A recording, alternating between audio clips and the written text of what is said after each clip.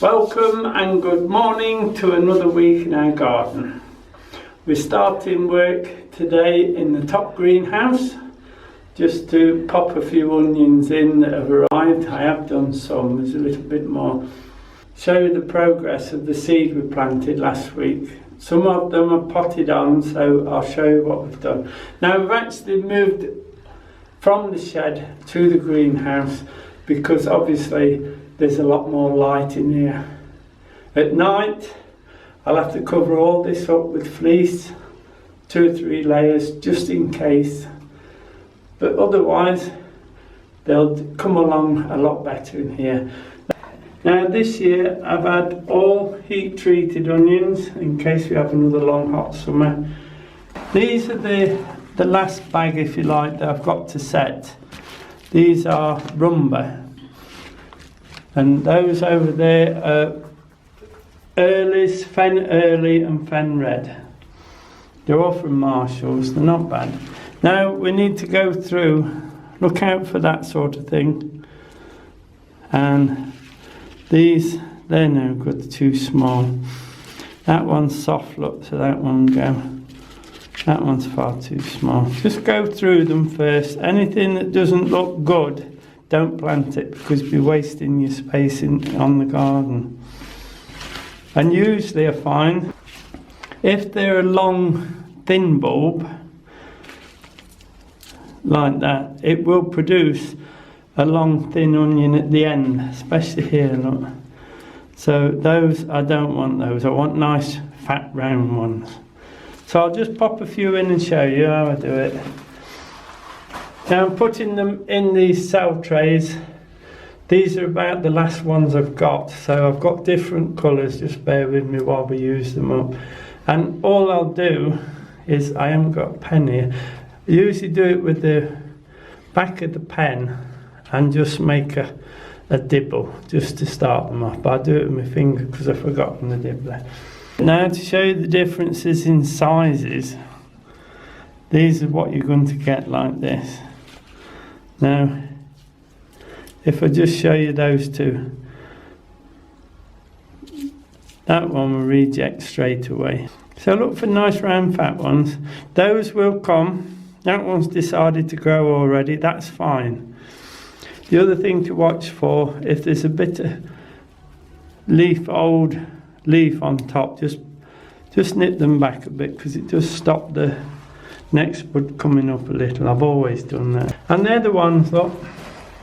And then we just snuggle them in. Try not to press because you'll damage the bulb. Just rock them in if you can. And if I use those, you'll see all the different sizes. You see that one's got those marks on. I don't want that. I'm very particular.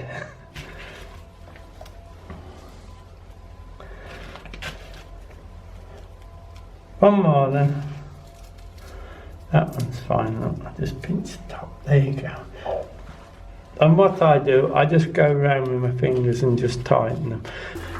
Now, if you plant them direct into the garden, which is perfectly alright, you will have to go and check them regularly because the birds, especially the blackbirds and the thrushes, tend to pull them up and throw them. They seem to have a game with you. Every day they'll pull them up. I bought the propagators up. These were in the shed under the light. They're switched on, as I say, there's plenty to see. I can feel the warmth coming off it. But they'll be fine. I'll show you those as they germinate and come up next week probably. Here's some. I see the cucumber has germinated. A little tip with the cucumber, even though when you potted them up, there they are, look. Needs a bit more light on that one. Even when you potted them up, keep them in the propagator. Don't put them on the bench until they're really growing and there's no chance of any cold weather.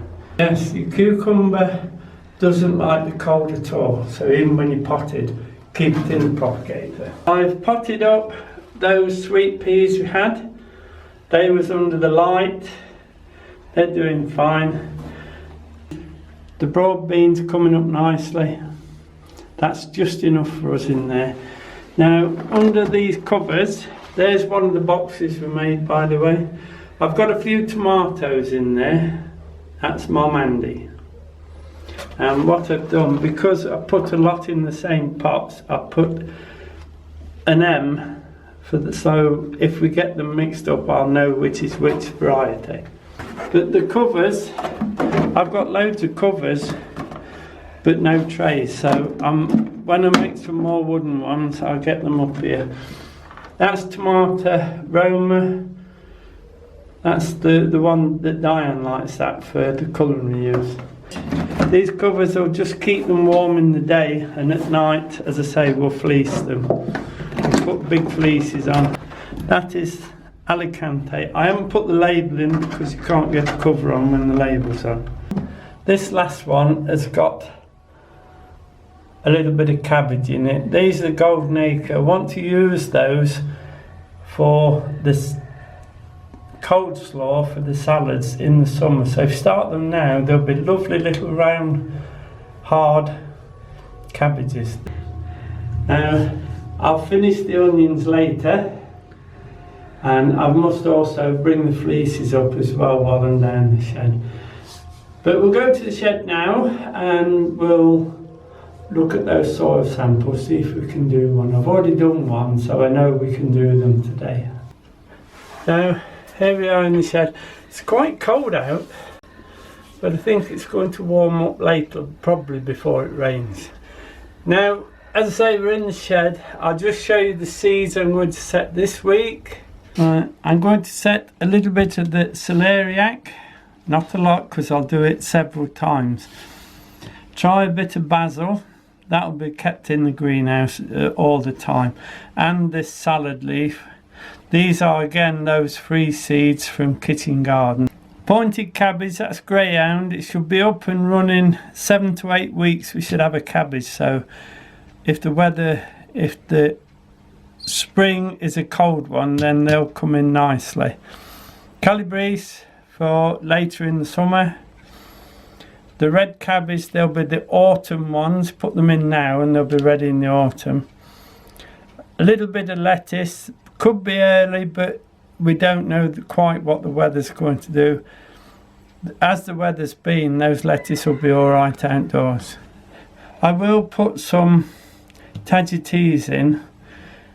Now, even if you put these in and dig them in, the scent and the sap is good for the soil. The scent will keep the green fly off, and the sap actually helps in the soil to keep the viruses away.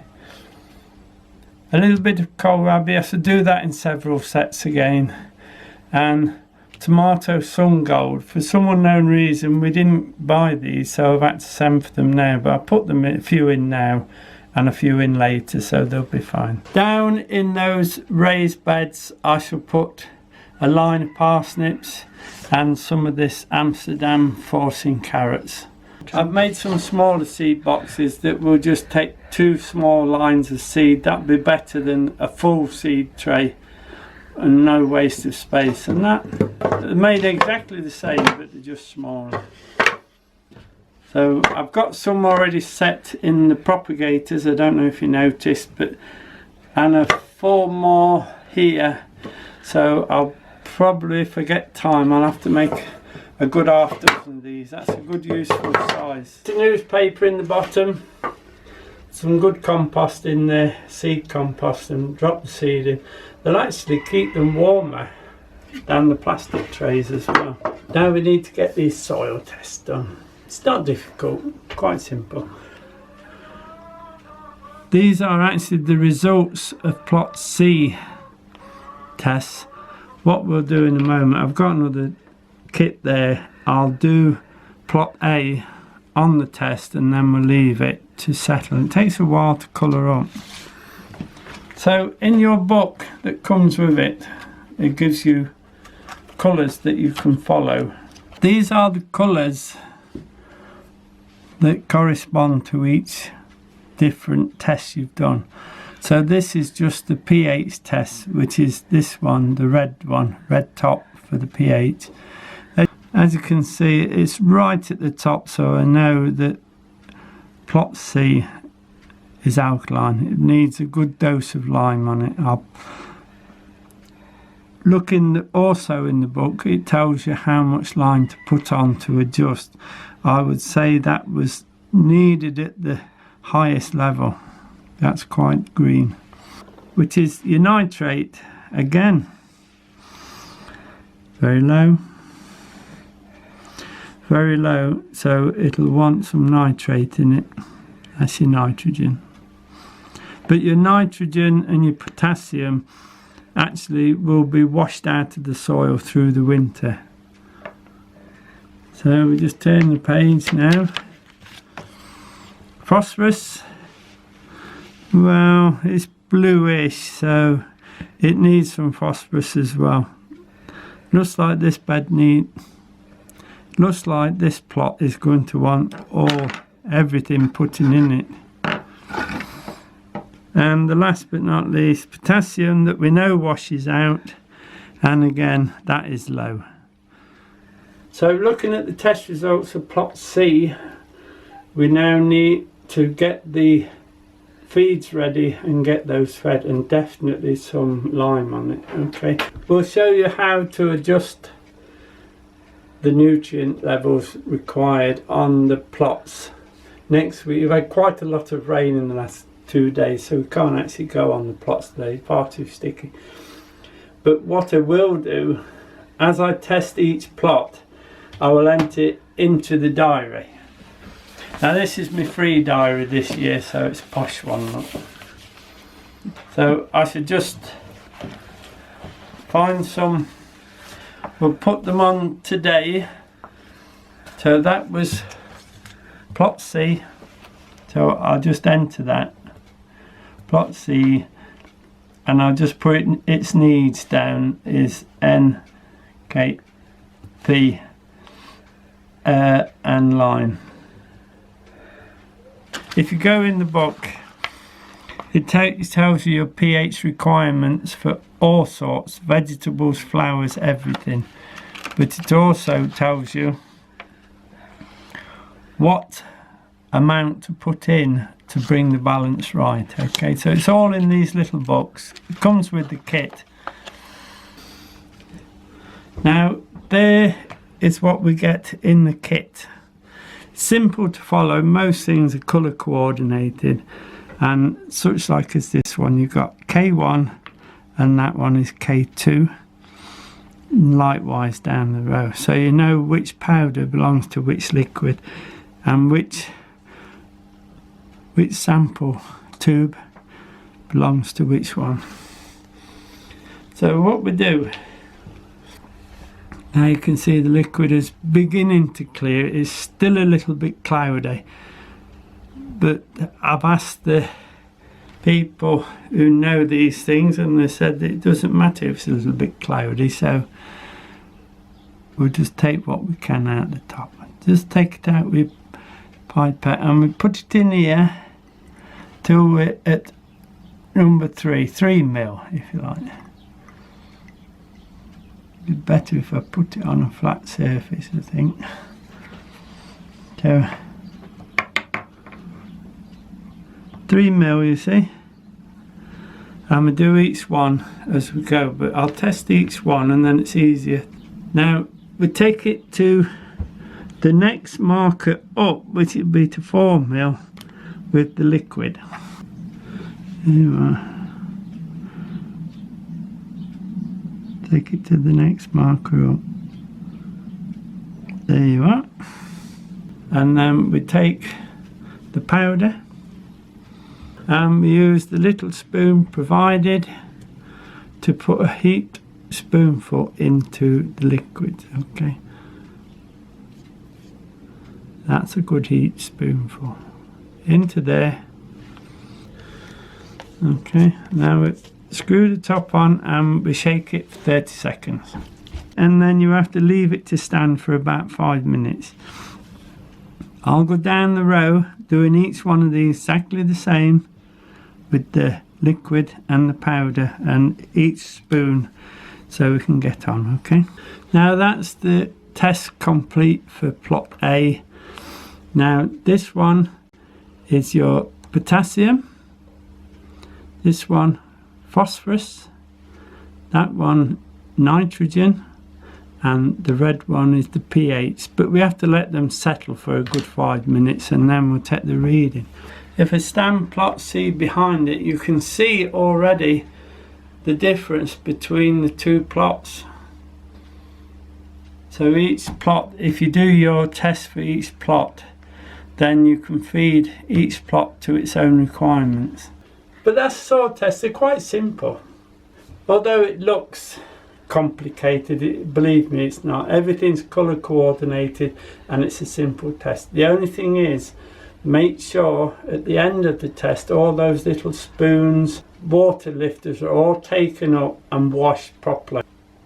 Now while these tests are running, we'll just have a walk down the garden. I'll show you the progress down there. I've done a little bit in the rain, and by the time we come back the tests will be ready. Okay, as we come down the garden, I'm going to take a couple of these spring cabbage. Now they'll only be small, but they'll be beautiful. Now if you can remember, we set these last summer and we planted them in this tunnel, and they've literally not been touched.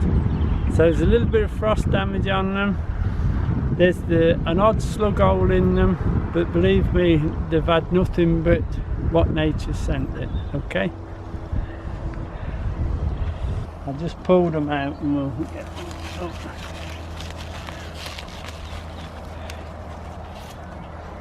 I say they're all dog-eared at the edges, but if you can see there's a lovely heart there, we'll have that. Be a nice cabbage for Sunday dinner, that will. I'll just cut it down here, I think. There you go. Just take those dirty leaves off, look. There you are, lovely little cabbage there.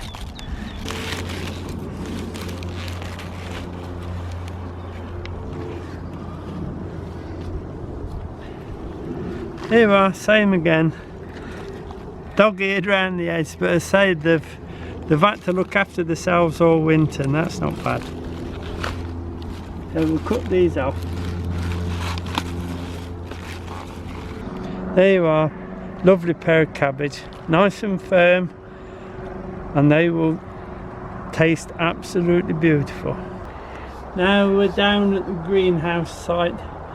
Now I haven't got a lot done this week. It's been so wet and very, very cold, but I have got a little bit done. I'm nearly up to the top of the window, definitely the top of the door, so I'll be able to put the lintel in next and start getting the door organised. I've only got this high on this side, but I've put the scaffold there now so I can get on a little better. The other thing I'm doing is I'm building a new pillar here, because the wall didn't join very well there, so I've had to take it down and rebuild it all from the old work, so it's all nice and new and firm. Not a lot gone off down here this week. I will, as it warms up, hopefully this weekend, be able to get quite a bit done. Now it's getting very cold down here, so let's nip back to the shed and check those tests. But let's go down that bottom. The wind blows across the open fields, and the fields are so cold, and it really does put a wind chill into that wind. Now you can see the difference between the two plots. You have plot C at the back, plot A at the front. So each pot will have to be done separate, and then we'll work it out. We'll just have a look at the readings and then I'll enter it into the diary. pH, not too bad. I would say it's between neutral and 7.5. That's not bad. You can live with that one. The nitrates, They're well up, they're very high. So nitrates is okay. Let's turn the page. Phosphorus. Well, we're right down low on that, aren't we? Must be down here somewhere on phosphorus. Very low on phosphorus. The whole thing, we'll have to get some stuff on for that. And potassium, way high, look. Now, what I'll do now is I'll enter those results into the diary with the results of plot C, and then this evening I'll work out what we want. The other thing to remember, that plot A is going to carry the heavy feeders, the onions, etc. So we've got to get that pH about right, because onions are a little bit sensitive to pH. If it's not around neutral or just above, you'll get poor crop. But apart from that, I'm happy with plot A.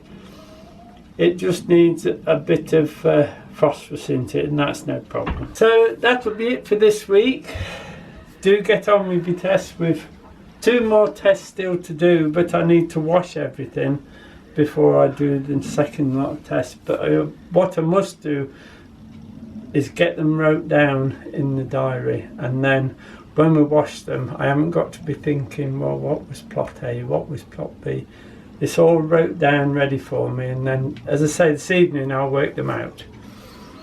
Now, that'll be about it for this week. So, thank you for watching. Many thanks for subscribers. I do believe the chickens are shouting as well. Thank you very much for subscribing, and hopefully we'll see you next week. Bye now.